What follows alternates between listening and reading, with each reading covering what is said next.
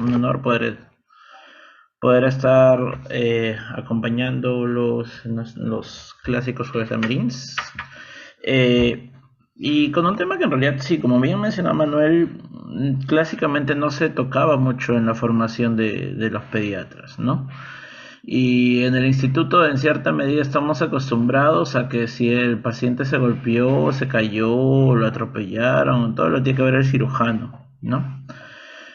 Pero en realidad cuando nos enfrentamos a un paciente que está gravemente lesionado por un accidente de cualquier tipo, vamos a ver de que más allá de solo el manejo quirúrgico o la corrección de las lesiones físicas que pueda tener el paciente, debemos de tener un abordaje integral y valorar las complicaciones potenciales, ¿no? La recomendación es de que el manejo de un niño politraumatizado, de un paciente politraumatizado, porque también va para los adultos, debe ser hecha por una persona capacitada para ello, ¿no?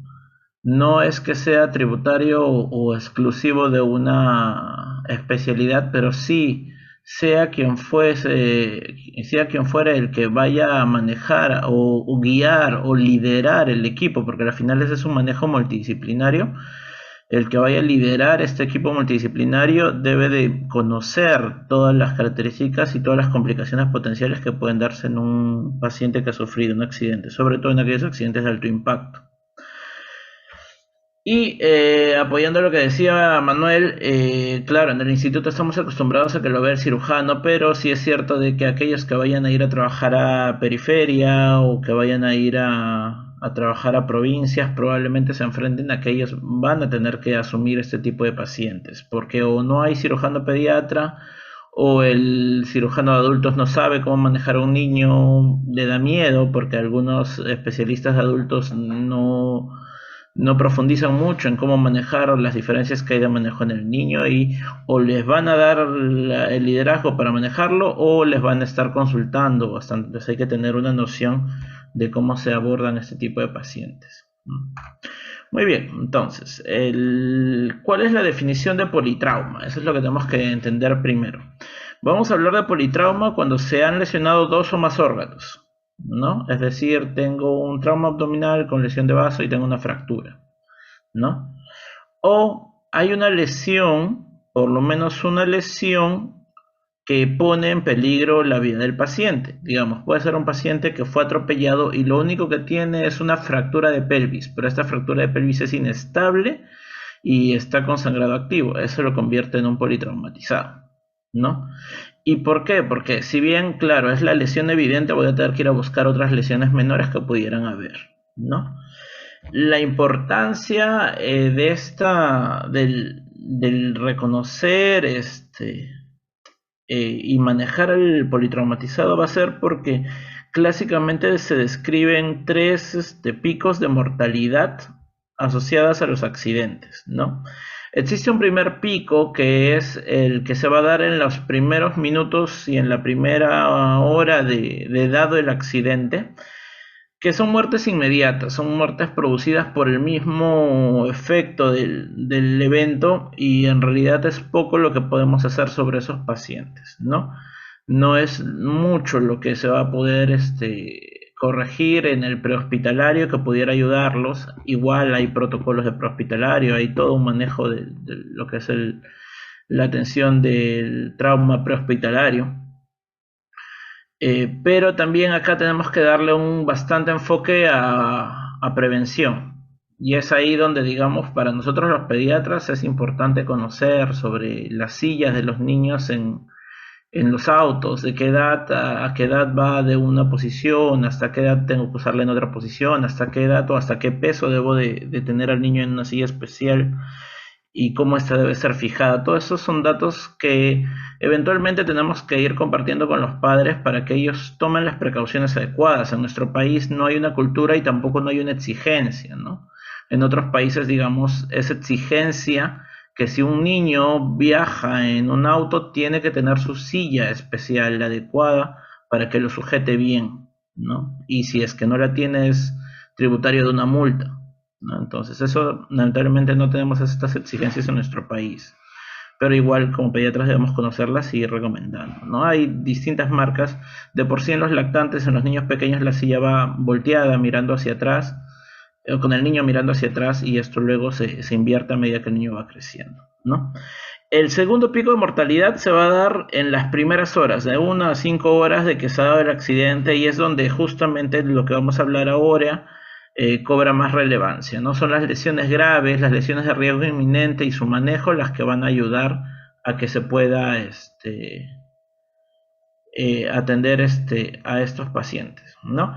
Y luego está descrito un tercer pico de muertes que se va a dar tardíamente, normalmente luego de 1, 2, 3 semanas, donde el paciente ya fue atendido, usualmente está en cuidados intensivos y sufre complicaciones, ¿no? Infecciosas o de otro tipo, que lo van a llevar a fallecer. Esta línea roja es la distribución histórica descrita trimodal, ¿no? Con los 3 picos claramente marcados. Y con la implementación de protocolos de atención de trauma como el ATLS se ha visto una disminución. Seguimos con un pico alto en la primera hora, como hemos mencionado, no lo podemos modificar mucho, pero de las muertes tempranas vemos cómo esto se ha aplanado bastante y de las tardías también se ha aplanado mucho más, ¿no? Entonces, estas estrategias han demostrado que son efectivas para disminuir la mortalidad y por eso debemos aprovecharlas y formarnos en ellas, ¿no? ¿Qué causan los accidentes o cuáles son los tipos de accidentes que más causan politraumatizados? A la cabeza los accidentes de tráfico, ¿no? Los accidentes de tránsito van a ser una de las principales causas de mortalidad y morbilidad accidental, ¿no? Luego tenemos los ahogamientos, las lesiones intencionadas, es decir, las agresiones por otras personas, quemaduras, caídas, van a ser situaciones que van a producir lesiones físicas y que pueden tener impacto sobre la vida de la persona. Cualquier traumatismo de alta energía, y acá va la importancia de la historia clínica, determinar cómo fue el evento para ver qué tanta energía manejó, va a estar asociado a una lesión de órgano interno hasta que yo no demuestre lo contrario, ¿no?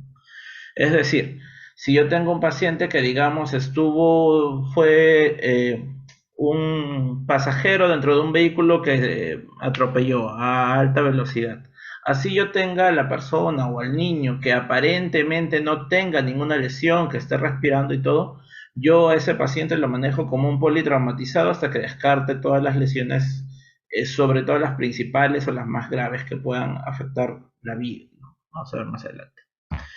Como todo paciente en emergencia grave o crítico, vamos a tener que manejar un enfoque sistemático, es decir, no vamos a pararnos en hacer una historia, sino tenemos que hacer un enfoque de evaluar al paciente, identificar y categorizar problemas y luego actuar sobre ellos y seguir evaluando, ¿no? Es decir, yo encuentro un problema y lo trato de corregir o inicio las acciones dirigidas a corregirlo de forma precoz para poder seguir evaluando al paciente y reevaluando constantemente.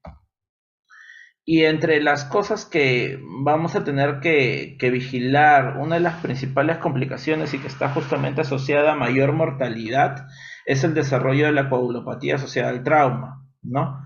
Esto se da porque en el contexto de un traumatismo, el choque hemorrágico y la lesión tisular y la lesión endotelial van a llevar una activación de la cascada de coagulación que va a generar un consumo de los factores de coagulación. Si a esto le añadimos hipotermia, acidosis y un exceso de administración de fluidos, esto va a llevar a que haya una coagulopatía. Y al haber coagulopatía voy a perpetuar el sangrado y entramos en un círculo vicioso que va a llevar al paciente a esto que llamamos el triángulo de la muerte, ¿no? O la triada de la muerte, que es la acidosis, la hipotermia y la coagulopatía, ¿no? El paciente que llega a tener estas 3 cosas tiene alto riesgo de morir, realmente ya es poco lo que se puede hacer. Y la intención es justamente evitar que el paciente llegue a esto, ¿no? ¿Cómo evitamos que llegue a esto? Viendo los factores que influyen, como el frío, ¿no? La infusión de grandes cantidades de suero frío, el dolor agudo, la mala inmovilización de las fracturas, el no manejar la hipotensión y no tratar de controlar el sangrado de forma rápida. Más allá de eso, debemos de categorizar el trauma porque es importante no solo para nosotros tomar decisión, sino también para poder explicar y informar a los padres de los riesgos asociados, ¿no? Este índice, que es el índice de trauma pediátrico, es uno de los más utilizados. Existen varios, en realidad, índices o scores de lesiones en pacientes, tanto adultos como pediátricos, ¿no? Pero en pediatría este es uno de los más utilizados, que tiene estos 6 parámetros con una escala de +2, +1 y -1, ¿no? Va a depender del peso, del estado de la vía aérea, de la presión arterial, que ojo, si bien mencionan un valor de presión arterial en niños mayores, también plantea el uso de los pulsos y la diferencia entre los pulsos centrales y periféricos en los niños más pequeñitos, porque sabemos que en los niños más pequeños tendría que buscar el percentil 5 de presión, y esto puede ser una situación más complicada en el momento en que maneja un paciente grave. Entonces, ¿qué mencionan? Una tensión arterial sistólica más de 90 en un niño mayor, o que haya pulsos periféricos y centrales presentes, es una puntuación de +2. Si la presión sistólica está entre 50 y 90 en el niño mayor, o pulsos centrales y periféricos, perdón, pulsos centrales presentes, pero los periféricos ausentes, que eso ya me habla de shock, ya es una puntuación +1. Y si es que no palpo ningún pulso, ni central ni periférico, ya es -1, o una sistólica menos de 50, ¿no? El estado del sensorio, la presencia de heridas, que acá debemos tener las salvedades de que las quemaduras tienen dependiendo del grado de quemadura y de la superficie corporal quemada, van a tener un puntaje diferente. Por ejemplo, las quemaduras de segundo grado, más de 10%, se consideran graves, es decir, como heridas mayores, mientras que las quemaduras de tercer grado, ya con un 5%, se consideran heridas mayores, ¿no? O aquellas quemaduras en regiones especiales, ¿no? Manos, cara, cuello, pliegues de codos o genitales, ¿no? No, la presencia de fracturas, y si estas son múltiples o fracturas abiertas, también van a hablar de gravedad. Entonces, lo importante de hacer este índice y categorizar el paciente como un trauma grave, que es cuando el índice de trauma pediátrico es menor a 8, es porque existe una relación entre el índice de trauma pediátrico y la mortalidad. ¿Por qué 8? Porque se ha visto que aquellos que tienen más de 8, la supervivencia es prácticamente del 100%, ¿no? Mientras que aquellos que tienen 8 o menos ya presentan casos de mortalidad.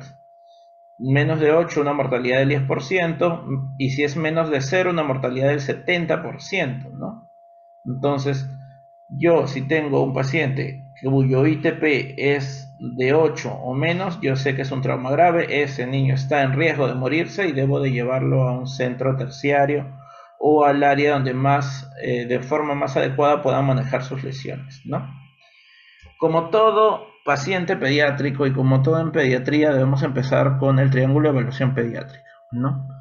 Y acá vamos a tener que ver que se pueden alterar, y voy a tener muchas presentaciones y alteraciones de mi triángulo de evaluación pediátrica.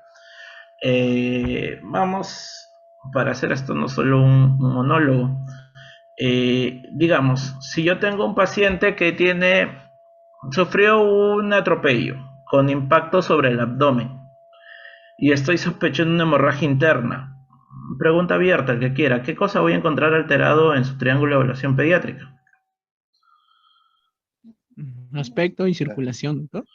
Ya, sí, puede ser inicialmente la circulación, pero eventualmente puede hablarse un aspecto, es decir, que eso se categorizaría como Sería un shock descompensado. exactamente, ¿no? Un shock descompensado, ¿no? Y si yo tuviera un paciente que se cayó del tercer piso y estoy sospechando un neumotórax a tensión, ¿cómo voy a encontrar al paciente? ¿Alguien más?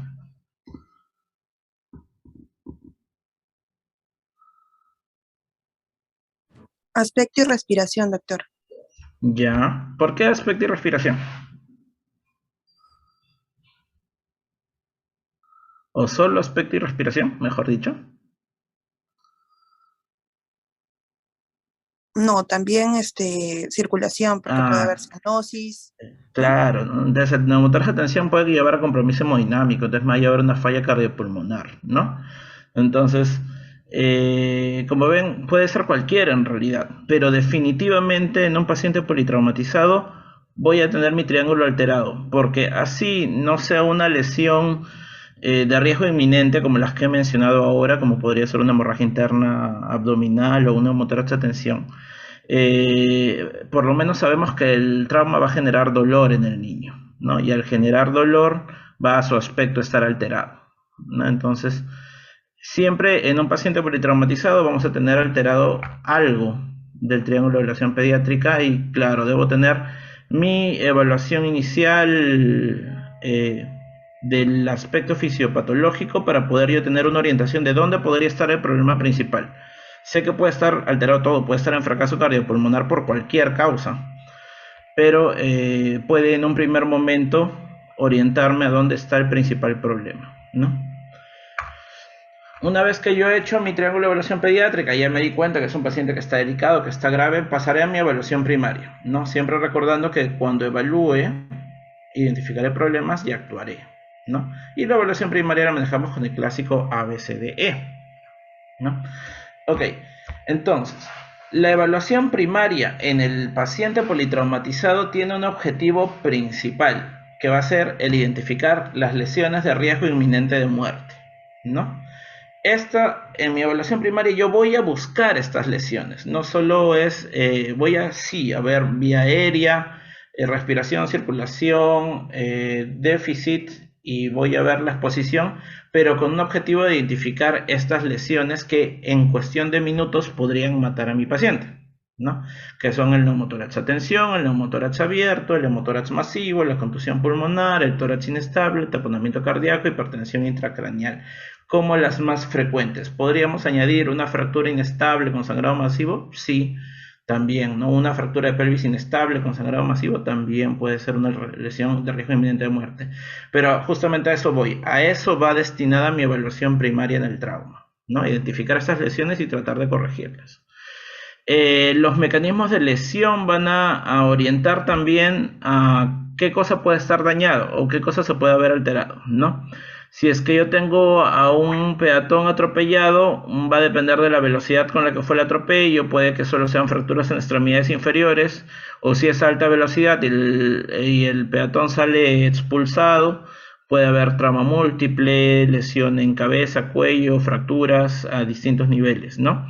También hay que tener en cuenta la relación entre la edad del paciente y cómo fue el accidente, ¿no? No es lo mismo que yo tenga un adolescente que es atropellado, donde probablemente tenga estas lesiones principalmente en extremidades inferiores, a que sea un niño de 3, 4 años, donde probablemente el parachoques del auto golpee a nivel del tórax o del abdomen, ¿no? Si es que ha sido ocupante del automóvil, tendré que tener en cuenta si ha tenido sistemas de sujeción y qué tipo de sistemas de sujeción. Si bien las cinturones de seguridad de 3 puntos son los más recomendados en accidentes de alto impacto, estos también podrían generar lesiones, porque al haber grandes fuerzas de desaceleración, el mismo cinturón podría generar una compresión a nivel abdominal y generar lesiones intraabdominales, ¿no? Por eso menciono, ¿no? Con sistema de sujeción puede haber lesiones en el pecho o en el abdomen, ¿no? E incluso fracturas a nivel de la columna, ¿no? Si ha sido caída desde altura, habrá que ver cómo fue la caída, si es que el paciente está en una edad para poder defenderse, si estiró las extremidades, ¿no? ¿Qué área se golpeó primero? En los accidentes en bicicleta, recordar si usó protecciones, si usó casco, no usó casco, y no olvidar lo que puede ser el golpe contra el manillar.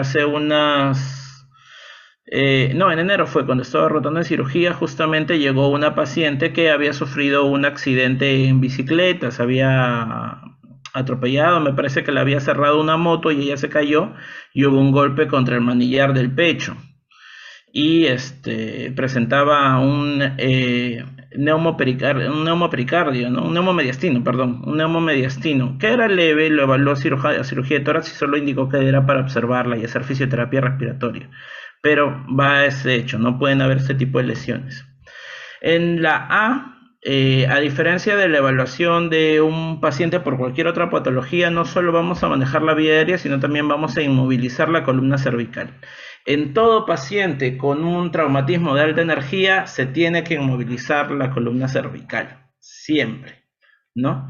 Porque puede que no haya signos evidentes de lesión medular, pero esta podría estar inestable, la columna podría estar inestable y podría, por una mala movilización, terminar de lesionarse, ¿no? Debo valorar siempre, si el paciente está muy ansioso, la necesidad de sedación para que esté más tranquilo, porque recuerden que controlar el dolor es parte del manejo del paciente. Posicionarlo y abrir la vía aérea, sobre todo en el paciente inconsciente, que lo vamos a hacer no con maniobra de frente mentón ni hiperextensión cervical, sino con lo que es tracción mandibular o triple maniobra modificada, que lo vamos a ver en un ratito. Vamos a verificar si hay vía aérea permeable. Esto puede ser evidente, como que el paciente está hablando, llorando, o que sea una vía aérea obstruida, que esté con secreciones, con sangre, con cuerpos extraños, pueden haber dientes que se hayan salido. Entonces tengo que estar al tanto para poder extraerlos, ¿no? Y valorar rápidamente si ese paciente puede requerir una vía aérea avanzada, que puede ir desde una intubación orotraqueal o máscara laringea hasta una cricotirotomía con aguja, dependiendo de la del paciente. Esto es lo que les decía de la inmovilización cervical. Dependiendo de dónde se ponga la persona que va a hacer la inmovilización cervical, puede ser una cefálica si yo estoy a la cabecera del paciente o una lateral si yo estoy al costado, ¿no? Ven, lo importante va a ser traccionar ligeramente la mandíbula hacia arriba para que pueda abrir la vía aérea y mantener el cuello inmóvil, ¿no? La triple maniobra consiste en eso justamente, en hacer una tracción mandibular, es decir, empujar la mandíbula hacia arriba, abrir la boca e inmovilizar el cuello, ¿no? Perdón, ya. Es importante tener en cuenta que siempre debe estar inmovilizada la columna cervical. Incluso cuando yo pongo el collarín, que debería ponerlo, usualmente el collarín se pone ya en la evaluación secundaria, porque recordemos que esto se hace rápido en el primero. Yo no puedo parar mi evaluación primaria para poner un collarín, ¿no? Yo inmovilizo, sigo evaluando y luego ya en mi evaluación secundaria, que ya descarte las lesiones de riesgo inminente, pondré el collarín, ¿no? Si es que el paciente le pongo el collarín, igual tengo que seguir sujetando e inmovilizando el cuello, porque el collarín lo que me bloquea es la flexión anterior y posterior, pero no me bloquea que el paciente pueda flexionar hacia laterales o girar la cabeza, y yo tengo que inmovilizar eso también, ¿no? Cuando lo traslado en una tabla rígida puedo colocarle sujetadores laterales, pero si es que no, debo de mantenerlo sujetado hasta poder descartar lesión de columna inestable, ¿no? Bueno, en la B, en respiración, vamos a siempre dar oxígeno al 100% cuando el paciente llega hasta confirmar que no lo necesite, ¿no? Y voy a inspeccionar, percutir y palpar mi tórax, ¿no? Ver si hay deformidades, desplazamientos, como podría haber desplazamiento de la tráquea, ingurgitación yugular, hematomas, contusiones, laceraciones. Observar el patrón respiratorio, percutir si hay timpanismo o matidez, palpar desniveles, crepitación y valorar el choque de punta cardíaca y siempre auscultar, ¿no? Y como mencionábamos, ¿qué vamos a buscar? Estas lesiones, el neumotórax de tensión. Y recordemos, identificamos un problema, actuamos. Si yo tengo un neumotórax de tensión, le hago una toracocentesis directamente. No necesito una radiografía para confirmarlo. Si yo tengo la sospecha clínica de un neumotórax de tensión, le coloco una toracocentesis, el segundo espacio intercostal, línea medio clavicular. Con esto hago un primer drenaje. Recuerden que esto tiene que estar sujeto a una válvula Heimlich o que no tenemos lamentablemente. Artesanalmente puede hacerse con una jeringa, con una llave triple vía y con algo de suero para generar un sello de agua, o si no se puede también colocar un guante, un dedo de guante, se atraviesa con la aguja con la que voy a funcionar el dedo de guante, y este dedo puede funcionar como una válvula Heimlich, ¿no? El neumotórax abierto es donde yo voy a tener una herida penetrante que genera el neumotórax. En estos casos voy a ocluir esa herida con un apósito pero debo tener la salvedad de solo cerrar 3 lados de los bordes. ¿Por qué? Porque cuando yo tengo el neumotórax, yo no sé si la lesión que ha producido el neumotórax es solo la lesión externa o ya tengo alguna lesión interna, es decir, una fístula broncopleural o alguna otra lesión por la cual esté fugando el aire de forma interna. Si yo cierro todo el agujero del neumotórax abierto y por ahí tiene una lesión interna, lo que voy a llevar es que ese paciente me haga un neumotórax a tensión, ¿no? Entonces, si yo dejo un lado abierto, esto funciona a modo de válvula y va a permitir que durante la inspiración se pegue el parche y el paciente no ingrese más aire desde afuera, y en la expiración se abra y ayude a expulsar algo del neumotórax. Cualquiera de estas dos medidas es la medida inicial y ya yo iré preparando los materiales para colocar mi tubo de drenaje, ¿no? Porque ambos requieren tubo de drenaje, ¿no? En los casos de hemotórax masivos voy a tener que hacer un drenaje pleural y voy a tener que manejar el shock, siempre vigilando la cantidad de sangre que va perdiendo en el hemotórax y probablemente este paciente requiera cirugía urgente para una toracotomía exploratoria. En casos que sospeche contusión pulmonar, básicamente voy a ver que el paciente va a desaturar, va a tener dificultad respiratoria y habrá que valorar el uso de ventilación mecánica. Y el tórax inestable lo manejaré con analgesia y se valorará el uso de ventilación mecánica. Y acá viene la pregunta, ¿qué llamamos tórax inestables? ¿Alguien?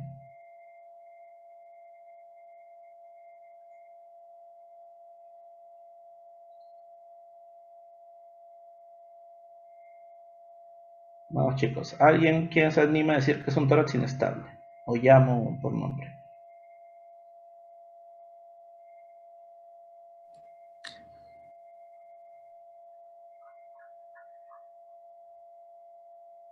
Vamos, anímense. Igual no es que sea calificado esto, ¿no?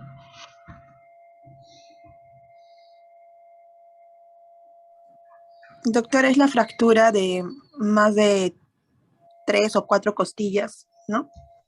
Ya. O las que da la inestabilidad del mismo tórax, pues, que hace Ya. que haya mayor colapso en el momento de querer expandirlo. Ya. Por ahí va. ¿Alguien más? Hay un dato más que falta ahí. ¿Quién más?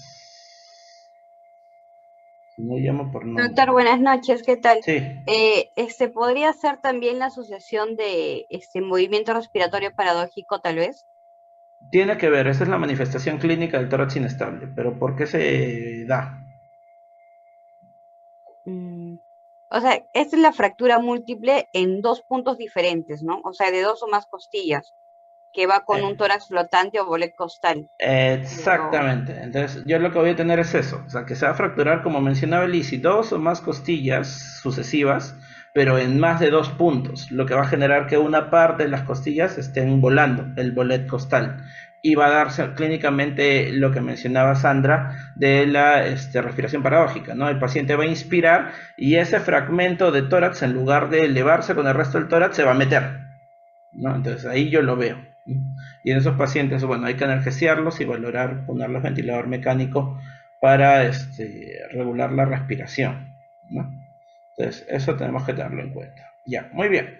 Entonces pasamos a la C, circulación. En circulación le vamos a dar un énfasis especial a controlar las hemorragias, ¿no?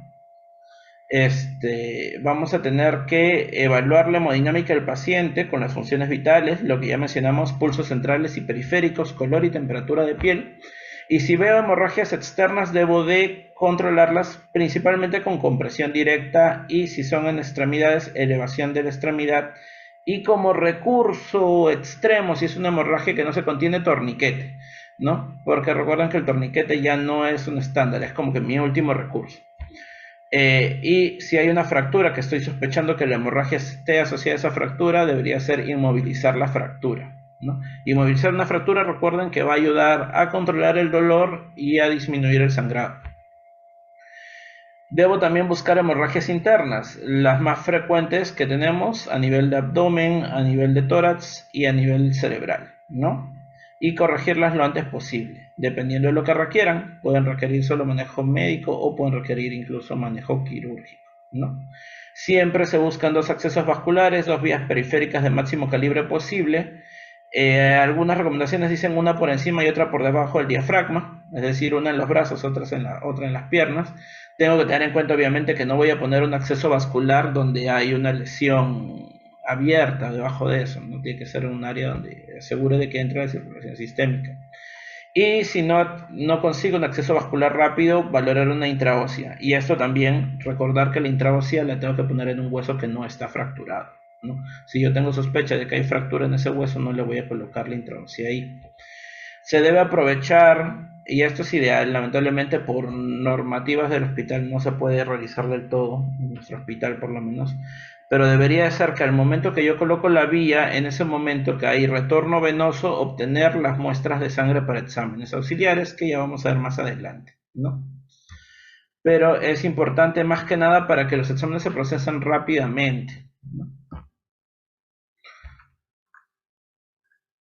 Y bueno, cuando hablamos de hemorragia, vamos a definitivamente enfrentar al paciente en shock, ¿no? Y el shock hemorrágico tiene sus características, ¿no? Primero que debemos reconocerlo pronto y vamos a partir de las funciones vitales y de las características que tiene el shock hemorrágico en función de cuánto de volemia se ha perdido. Y un dato paraclínico que podría ayudarnos es el índice de shock, ¿no? Que vamos a verlo un poquito. Entonces, en funciones vitales vamos a recordar que van a variar de acuerdo a la edad, ¿no? Entonces, tendré que tener siempre algún... Nosotros con la experiencia vamos adquiriendo más o menos un estándar de cuánto es lo que yo acepto de frecuencia cardíaca o de frecuencia respiratoria para cada edad, ¿no? Pero siempre igual es importante tener algún cuadro recordatorio cercano porque en la situación de estrés a veces es difícil valorarlo, ¿no? Como referencia, ¿no? Debo recordar que esto también lo tengo que tener en el contexto del paciente. Si es un paciente que está despierto y que está llorando, es de esperar que esté taquicárdico hasta cierto punto. Pero si es un paciente que está inconsciente y que está con taquicardia, ya me da un valor mucho más sensible para identificar un problema, ¿no? La presión arterial también varía de acuerdo a la edad, varía de acuerdo a la talla, como bien sabemos en distintos percentiles, pero de forma práctica el percentil 5 de tensión arterial sistólica va a poder determinarse con esta fórmula, ¿no? En los menores de un año es 70, de 1 a 10 años es 70 más el doble de la edad, y en más de 10 años es 90, ¿no?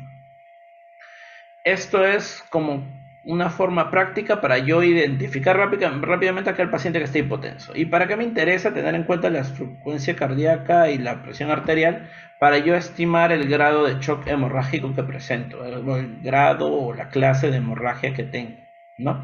Entonces, en un primer momento, cuando se ha perdido menos del 15%, no voy a tener mucho cambio, en realidad, no vamos a tener mucho cambio fisiológico, porque la compensación se va a dar, puede haber un discreto aumento de la frecuencia cardíaca, pero no va a haber mucho cambio. Podría yo, si tomo un AGA, encontrar un aumento, o mejor dicho, una disminución del déficit de base de 0 a menos 2, o del exceso de base de 0 a menos 2. Cuando ya se ha perdido del 15 al 30%, ya empiezo a encontrar hallazgos clínicos. Definitivamente acá voy a tener taquicardia y voy a tener una disminución de la presión de pulso, es decir, mi diferencial entre la presión sistólica y diastólica, ¿no? La presión arterial en general va a estar estable todavía, ¿no? La frecuencia respiratoria y el paciente va a estar despierto. Entonces vemos de que si yo tengo un paciente que ha sangrado y llega ya taquicárdico es porque ha perdido por lo menos 15 a 30% de la volemia. ¿Y cuánto es la volemia de un niño? Pregunta abierta. ¿Cuánto es la volemia de un niño?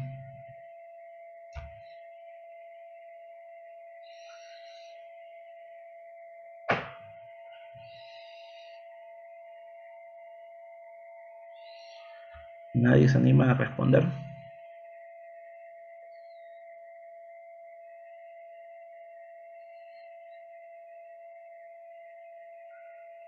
¿80, 90 cc por kilo, doctor? Va a depender de la edad. En los más pequeñitos sí puede llegar a ser 80, 90. En los más grandecitos puede estar entre 70 y 80 cc por kilo, ¿no? Entonces ya vamos viendo, ¿no? Digamos, si es un niño, un pequeño que pesa 10 kilos, hablamos de 80 cc por kilo, estamos hablando de 800 cc, si no me equivoco, o haciendo el cálculo mental, 80 por, es claro, 800 cc de sangre. Si este niño pierde 200 cc de sangre, está perdiendo ya el 25%, ¿no? Entonces ya tengo ahí sintomatología con solo 200 cc, hablamos de una tasa de sangre, ¿no? En un niño pequeño. Entonces es importante tener eso en cuenta, ¿no? No hablamos acá de volúmenes totales. El dato con respecto al AGA es de que vamos a tener una déficit de base mucho mayor, de -2 a -6. Y ya cuando se ha perdido de 30 a 40% de la volemia, vamos a ver de que el paciente marcadamente va a estar taquicárdico, ya va a estar hipotenso, va a empezar a tener hipotensión, va a haber una disminución del pulso, ya va a empezar a hacer taquipnia de forma compensatoria y vamos a ver que va a disminuir la orina y el paciente va a tener una alteración de la conciencia, ¿no? Y esto es un déficit de base de -6 a -10. ¿no? Hablamos de ya de una pérdida del 31 al 40% de la volemia. Y si es que la volemia sube más del 40%, la pérdida de volemia, perdón, es mayor del 40%, vamos a ver que todo está alterado. Marcadamente taquicárdico, marcadamente hipotenso, taquipneico, con una marcada oliguria y una alteración del score de Glasgow o de la conciencia en general, ¿no? Y a nivel del AGA un exceso de base de -10 o menos. A ver, ¿quién se da cuenta qué relación encuentro esto con el triángulo de evaluación pediátrica?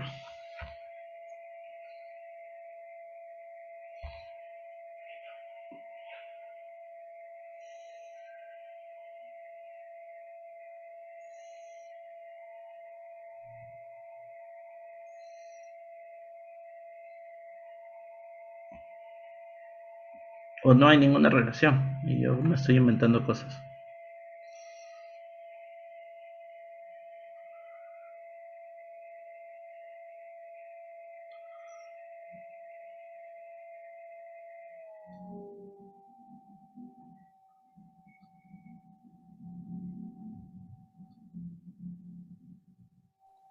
Doctor, no sé, o sea, de repente la parte del Glasgow nos podría indicar en el triángulo de evaluación pediátrica lo que viene a ser la apariencia del niño, ¿no?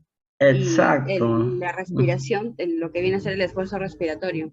Ya. Por allí. Entonces, sobre todo esta alteración de la conciencia, que si se dan cuenta que en una clase 1, clase 2 no va a haber. Entonces, si yo voy a tener algunos hallazgos, sobre todo en la clase 2, probablemente el niño se ponga pálido, ¿no? Pero recién, es decir, acá estamos hablando de lo que en mi triángulo de evaluación pediátrica lo categorizo como un shock compensado, ¿no? Con hallazgos leves de pérdida asociados a la pérdida de sangre.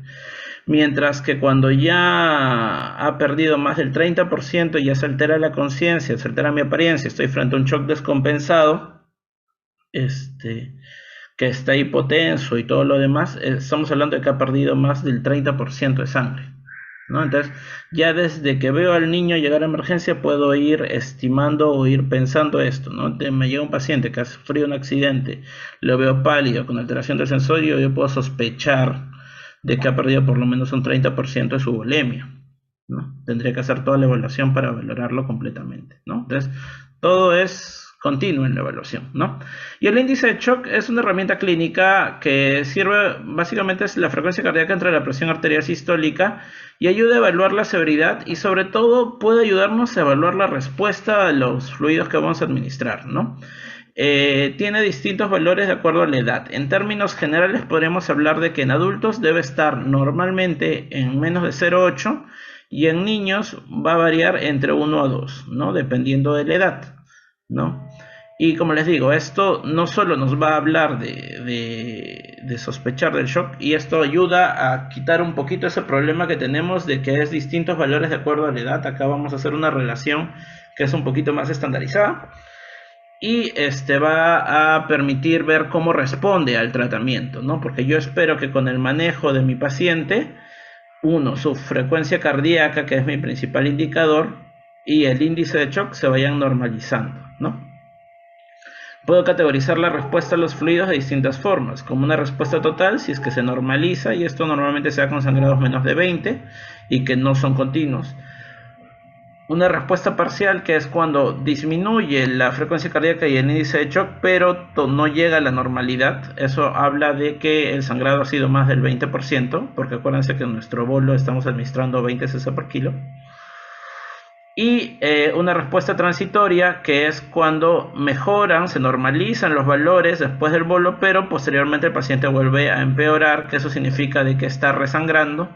Y una nula respuesta, si es que el sangrado es más de 40 y el paciente sigue sangrando, o incluso puede empeorar el paciente si se incrementa la frecuencia cardíaca del 18, que implica necesariamente que ese paciente sigue sangrando, ¿no?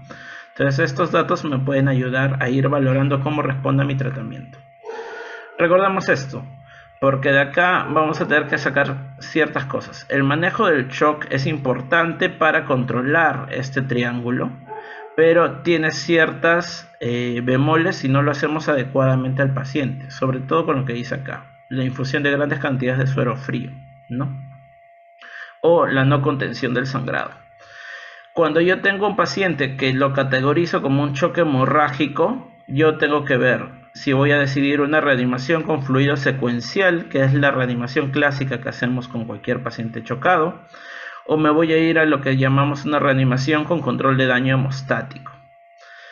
¿Qué es lo que lo define? Normalmente, si es que el paciente tiene una hemorragia grado 1 o grado 2, voy a irme a un tratamiento del shock de forma secuencial, ¿no? Esto es, doy bolos de 20 por kilo y reevalúo después de cada bolo, ¿no?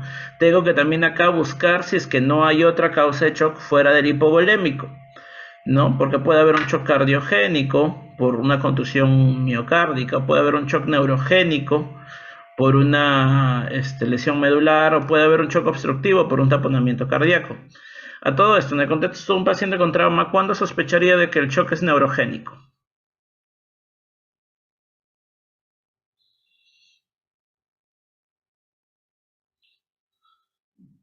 Cuando es trauma medular, Pero ¿cómo clínicamente voy a sospecharlo? inmovilización de miembros inferiores o No necesariamente. Hemodinámicamente, ¿cuándo yo sospecho que pueda ser un shock neurogénico? Cuando hay bradicardia, hipotensión, Exactamente, ¿no? Porque voy a tener mi paciente hipotenso, pero la respuesta fisiológica que yo esperaría, que es que haga taquicardia, no la voy a tener. Entonces el paciente va a estar hipotenso y bradicárdico, ¿no? Entonces ahí yo sospecho que el shock es de origen neurogénico y el manejo va a ser no tanto usar volumen, sino más usar vasopresores, ¿no? Bueno, buscaré mi objetivo en estos pacientes, que es un shock grado 1, grado 2, perdón, una hemorragia grado 1, grado 2. Buscaré el que llegara a una tensión arterial normal, que tenga una diuresis de más de 1 por kilo y una hemoglobina entre 7 y 10, ¿no? Doy mis bolos de cristaloides, que pueden ser solución fisiológica o lactato de Ringer a 20 por kilo en 5 a 15 minutos, con un máximo de 40 a 60 por kilo, ¿no? Existe, y esto para valorarlo, sobre todo para considerar la necesidad de transfusión, una regla del 3-1, que es lo que refiere que si es que por cada 3 centímetros de cristaloide que yo infundo, en realidad estoy solo recuperando 1 centímetro cúbico de volemia, ¿no? Si en el chiquito que mencionábamos que había perdido 200 cc de chiquito de 10 kilos, que ha perdido 200 cc de sangre. No, vamos a ponerlo un poco más bajo. Digamos que perdió solo 100 cc de sangre, ¿no? ¿Cuánto de porcentaje sería? Decíamos que su volemia era 800. Estamos hablando más o menos de un 12%, un 12% más o menos, ¿no? Ya, pesa 10 kilos. Yo le pongo 20 por kilo, le pongo 200. ¿Cuánto de volemia le he recuperado? 66 más o menos. Claro, no estoy llegando a completar los 100 cc, solo estoy completando un tercio del volumen que le he dado, ¿no?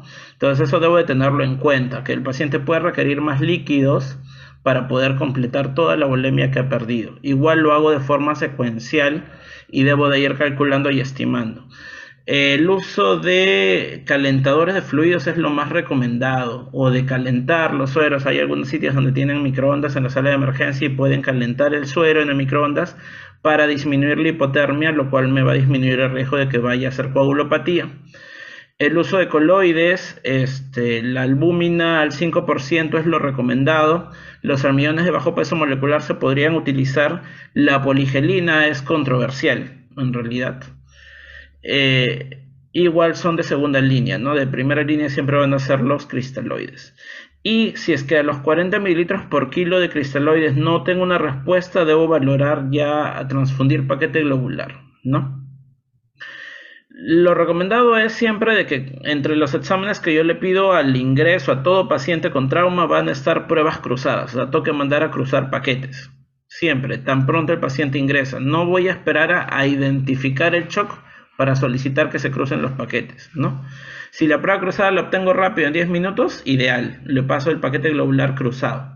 Pero si es que no hay, debería de valorar el uso de O negativo sin cruzar, sobre todo si es que ese paciente entra en paro cardiorrespiratorio, ¿no? O si es que no hay, tengo una hemoglobina menos de 5, ¿no? Debo de valorar el pasar paquetes O negativos sin cruzar. Cuando mi paciente tiene una hemorragia de grado 3-4, se trata de un trauma grave con un ITP menos de 8, o tengo riesgo, una lesión con riesgo de hemorragia masiva, como podría ser una lesión de grandes vasos, un trauma abdominal cerrado, una fractura de pelvis inestable, voy a tomar otra actitud. Mi actitud acá no va a ser la de regresarlo a la normalidad que buscábamos en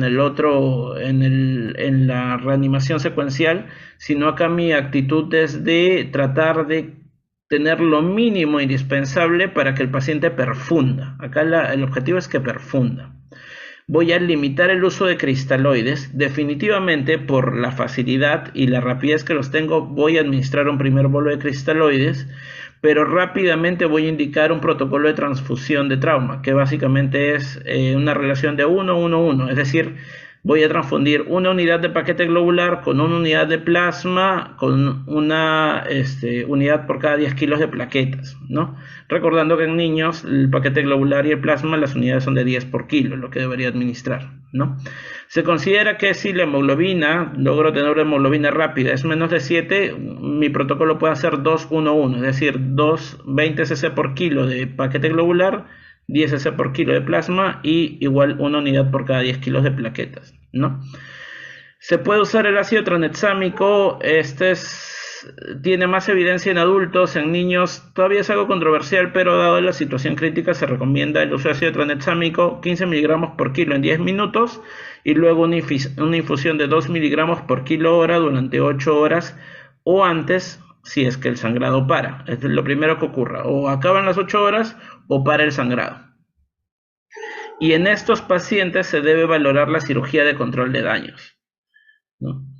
¿Qué es una cirugía de control de daños? ¿Alguien sabe?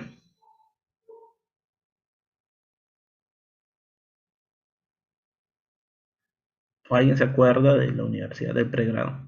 ¿Qué es una cirugía de control de daño?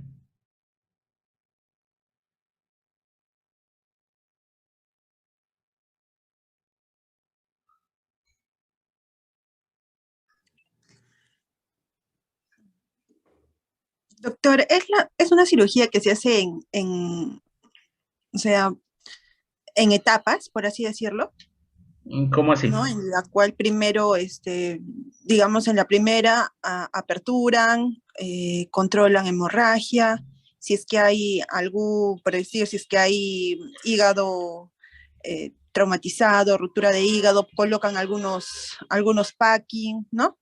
Claro. Luego de eso, de ahí a un tiempo, hacen retiro de esos mismos packing porque no se quedan ahí, hacen la sutura, ¿no? En este caso del hígado, Claro. por así decirlo, y así, por Sí, etapas. Justamente, la cirugía de control de daños es la primera, la que mencionabas. Va a entrar el cirujano no a corregir los problemas o las lesiones que pueda tener. O sea, no se va a ir a buscar dónde se ha lacerado el hígado o dónde se ha lacerado. No. El cirujano va a entrar a tratar de controlar la hemorragia, ¿no? Como bien mencionas, en el caso de trauma hepático está lo del packing, que puede ser de empaquetar todo el hígado con gasas y claro, se deja un abdomen abierto y ese paciente pasa a cuidados intensivos para estabilizarlo. En este caso la cirugía lo que busca es disminuir, que pare la hemorragia, porque parando la hemorragia y con las transfusiones yo ya voy a ir a empezar a corregir la coagulopatía y voy a empezar a corregir los problemas, la acidosis y todos los problemas que pueden estar asociados, ¿no? Luego ya posteriormente con el paciente un poco más estable ya entrará a hacer una cirugía más a profundidad para tratar de identificar dónde está el daño y corregir lo que se tenga que corregir, ¿no? Pero lo importante acá es de que si yo tengo un paciente que tiene una hemorragia grado 3-4 o un ITP menos de 8 y tengo la sospecha de una hemorragia interna, ese paciente entra a sala sin exámenes auxiliares. O sea, ese paciente no puede esperar a hacerse exámenes auxiliares, tiene que entrar a ser explorado para hacer una cirugía de control de daños y luego pasar a cuidado intensivo y luego ya posteriormente una segunda cirugía para reparar o corregir lo que se tuviera que corregir, ¿no? En este caso mis metas ya no van a ser las mismas que en el anterior, voy a ser mucho más permisivo. Primero que nada, recordar que debe orinar mi paciente, por lo menos 0,5 cc por kilo hora. La temperatura debo mantenerla en 36. ¿Cómo conseguir esto? Sueros calientes, transfusiones también con calentadores de fluidos, mantas térmicas, lo que tenga en la mano. Debo de ver, si es que el paciente no lo intubo, no veo la necesidad de intubarlo, de que mejore el estado de conciencia y la hemoglobina, mi objetivo de hemoglobina es 7 y que el déficit de base quede en menos 6, ¿no? Recordar, el calcio iónico tiene que estar en más de 0,9 porque con las transfusiones masivas el citrato que tienen las bolsas de transfusiones puede quelar el calcio sérico, entonces el calcio es un factor de coagulación y debo de tenerlo también corregido. Y verificar que el fibrinógeno esté en 1.5 a 2 gramos por litro o 150 o 200 gramos por decilitro y las plaquetas estén en más de 50.000 como objetivo. No busco la normalidad, acá busco tener lo mínimo necesario para que el paciente esté bien perfundido. Mi objetivo acá es perfusión, no es normalidad. En la parte neurológica vamos a valorar el estado neurológico, el nivel de conciencia, de inicio tal vez con la escala de Abdi, que es de alerta, voz, dolor e inconsciencia, y posteriormente con la escala de Glasgow para ser más precisos. Siempre valorar el tamaño y reactividad de las pupilas y la simetría, y siempre tomar una glucosa, ¿no? Sobre todo si es que la conciencia está alterada, ¿no? Porque sobre todo de este estado de alteración metabólica, si yo le añado hipoglicemia, el pronóstico empeora. ¿Cuáles van a ser las lesiones de riesgo inminente de muerte a nivel del déficit? Va a ser signos de hipertensión endocraniana, sobre todo si es que tengo sospecha de herniación cerebral, que lo voy a ver con la presencia de asimetría pupilar, o si es que la escala de Glasgow baja por menos de 12 o el paciente convulsiona, ¿no? Entonces, estas cosas debo de identificarlas y debo de tratarlas de forma adecuada, ¿no? Pudiendo requerir incluso una craniotomía de urgencia, que la hemos tenido con pacientes con TEC grave, que han subido a sala sin necesidad de ningún examen auxiliar, más allá de la tomografía inicial para identificar el sangrado. Luego voy a exponer al paciente, voy a desvestirlo para poder ver todas las lesiones, identificar si hay alguna otra deformidad o algún otro daño que pueda requerir algún manejo en particular, y una vez que lo he expuesto rápidamente lo vuelvo a tapar, porque recordemos que debemos de evitar la hipotermia. Tapar al paciente, calentar sueros, los gases, si es que le voy a poner oxígeno, lo ideal sería darle oxígeno humidificado calentado y el uso de mantas calientes. Esa es la evaluación primaria. Ahora, claro, lo hemos visto así como A, B, C, D. Esto obviamente no es que me voy a parar, el paciente está en shock y me voy a parar en la C solo a tratar el shock, No, o sea, voy indicando las acciones a tomar y luego sigo evaluando y luego reevalúo a ver si la indicación que di ha funcionado o no. En la evaluación secundaria ya vamos a hacer una historia clínica dirigida, vamos a identificar los signos, síntomas, alergias, medicaciones, los antecedentes del paciente, la última ingesta importante para ver riesgo de vómitos y cómo fueron los eventos con el objetivo de identificar el mecanismo de lesión. Y luego haremos un nuevo examen físico, ahora sí completo, de la cabeza a los pies para buscar daños y poder identificar cualquier problema adicional. Importante en politraumatizado que se tiene que evaluar todo, incluido región perineal, porque si hay hematomas a nivel perineal puede haber trauma uretral.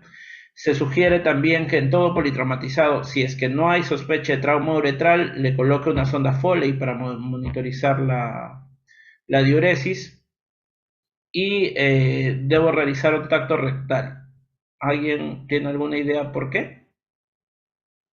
¿Por qué voy a pedir un tacto rectal en todo paciente politraumatizado grave? Para ver lesión medular, doctor. Exacto, ¿no? Uno de los signos de lesión medular, de sección medular, va a ser la pérdida del control del esfínter anal. Y voy a tener una pérdida del tono del esfínter anal, ¿no? Muy bien, y en función de esto yo voy a pedir mis exámenes auxiliares, ¿no? Esto vamos a ver acá las distintas cosas que se pueden encontrar a nivel del examen, que debe ser ordenado de cabeza hacia abajo.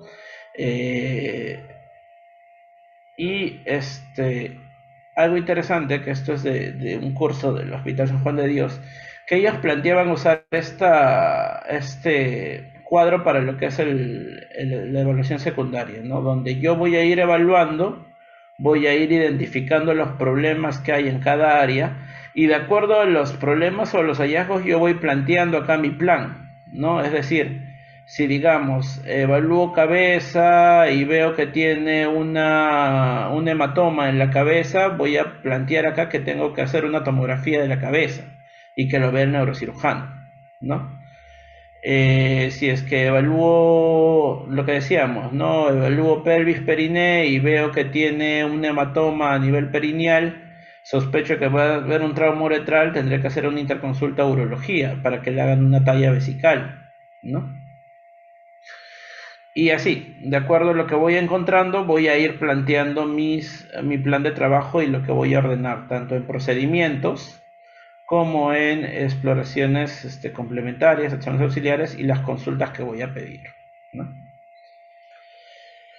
Los exámenes auxiliares en realidad no es que haya un paquete que deba realizar, pero sí hay ciertas recomendaciones. Mencionábamos que el grupo sanguíneo y prueba cruzada va a la cabeza, eso es en todos, ¿no? Y siempre pediré pruebas de hemograma y coagulación. La coagulación, existen algunos métodos que son la tromboelastografía, que es un método que es mucho más rápido. Lamentablemente creo que no la tenemos en el hospital. No he consultado si es que la tenemos o la harán, pero es un método que te puede ayudar a estimar los valores del TP, del TTPA y los niveles de fibrinógeno de una forma más rápida, salen 10-15 minutos. Y esto debería ser lo ideal para evaluar a un paciente politraumatizado y tomar decisiones sobre continuar o no con las transfusiones, ¿no? En la parte bioquímica, muy importante ver función renal, función hepática, vamos a ver amilasa lipasa, recordemos que el trauma es una causa importante de pancreatitis, y lo otro es de que si yo tengo un paciente que ha sufrido un trauma abdominal cerrado y tiene una elevación de transaminasas, una TGO más de 200, una TGP más de 125, es muy sugerente de lesión intraabdominal y debo de buscarla, ¿no? El análisis de orina, como sabemos, para ver si hay hematuria, algún signo de trauma a nivel renal. Y en lo que es radiografías, esto tal vez sí es un poquito más estandarizado. Lo que se menciona casi siempre es paciente politraumatizado, radiografía cervical lateral, radiografía de tórax y radiografía de pelvis, ¿no? Frontal y de pelvis, frontal también. ¿Por qué radiografía cervical lateral y no en dos incidencias? ¿Alguien sabe?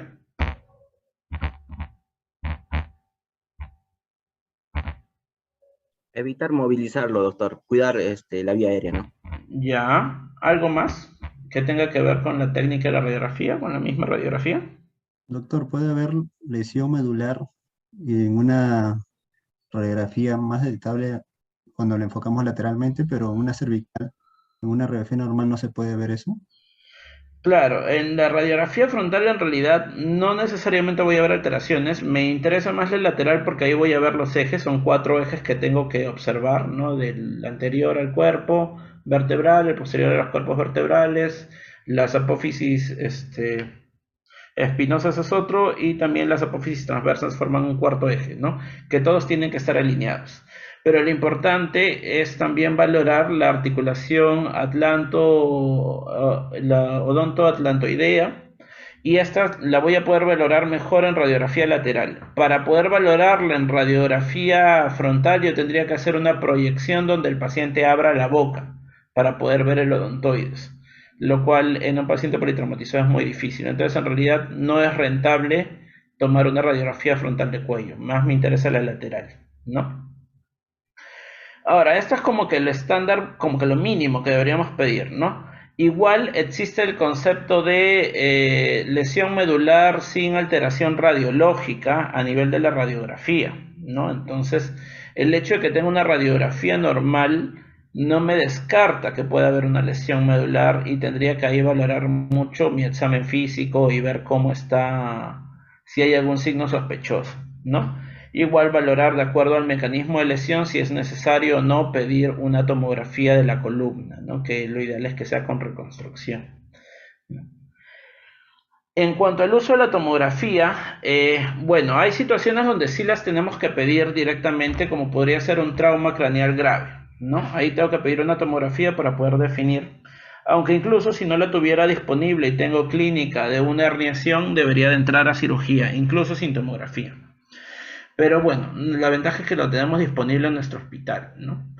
Ahora, la tomografía abdominal como estudio para evaluar trauma abdominal cerrado es útil siempre y cuando ésta tenga administración de sustancia de contraste, ¿no? Y se realiza solo en paciente hemodinámicamente estable cuando hay sospecha clínica de trauma abdominal cerrado, ¿no? ¿Por qué creen que no valdría la pena o que implica un riesgo meter a un paciente a una tomografía abdominal hemodinámicamente inestable?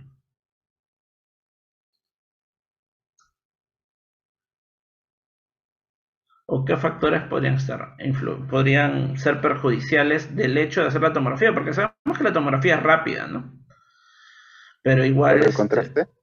no tanto, porque bueno, no sabemos si es que el paciente es alérgico, es un riesgo que siempre se corre. Pero hay otra cosa más que hay que tener en cuenta. ¿Cómo es? Me imagino todos deben haber entrado alguna vez al tomógrafo, a la habitación del tomógrafo. ¿Cómo es? Pequeño Frío. y es más difícil maniobrar. Es fría, es una habitación muy fría porque el tomógrafo requiere tener aire acondicionado para poder evitar de que se malogre. Y si recuerden cuál era un componente del triángulo de la muerte, que tiene que ver con el frío. La hipotermia. La hipotermia, ¿no? Entonces, si yo tengo un paciente que está inestable, que puede tener una hemorragia interna, y lo someto a estar 10 a 15 minutos en un ambiente tan frío como es una sala de tomografía, puede ser perjudicial también, ¿no? Entonces, debo tener eso en consideración. Aparte del mismo hecho de que, como mencionaban, si el paciente se inestabiliza más, maniobrar en la sala de tomografía es un poco más complicado, ¿no? Entonces, no es el estudio de inicio en un paciente inestable. En un paciente inestable lo que voy a usar es ecografía. Y no es necesariamente una ecografía hecha por radiólogos, sino tiene que ser una ecografía hecha al pie de la cama del paciente, como podría ser el protocolo ECOFAST, ¿no? Que ahorita lo vamos a ver en un momento. Y la TAC cervical se reserva cuando tenemos hallazgos sospechosos en la radiografía o hay una alta sospecha de lesión cervical de acuerdo al mecanismo de lesión, ¿no? Y puedo pedir ya cualquier otro examen dependiendo de los hallazgos clínicos que tenga, ¿no? Si veo deformidad en extremidades, pediré radiografías para ver si hay fracturas. El ECOFAST es un protocolo de ultrasonografía al pie de la cama del paciente, ¿no? Que busca identificar fuentes potenciales de sangrado.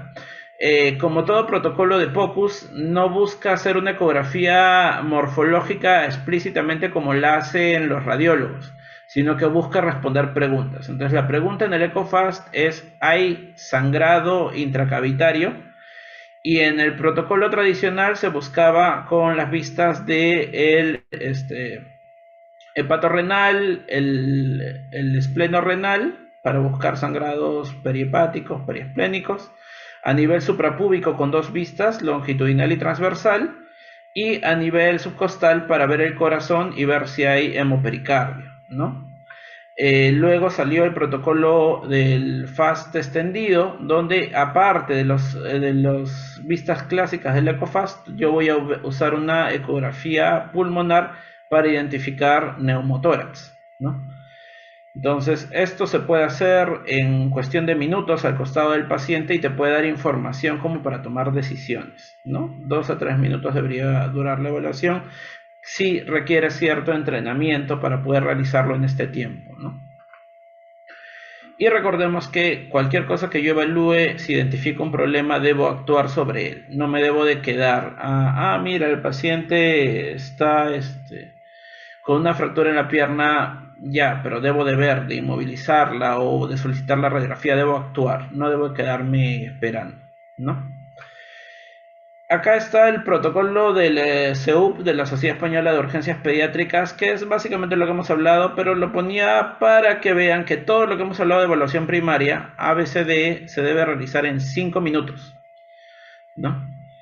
Y esto obviamente se consigue trabajando en equipo. Y para trabajar en equipo no solo basta que el líder esté capacitado, sino que todos los miembros del equipo sepan cuáles son sus funciones y dependiendo del área donde le va a tocar, ¿no? Es decir, si yo tengo mi equipo y por ahí asigno que, qué sé yo, Liz, si te encargas de vía aérea, Liz ya debe saber que debe de asegurar la vía aérea y de hacer la aseguración, de inmovilizar la columna cervical, ¿no?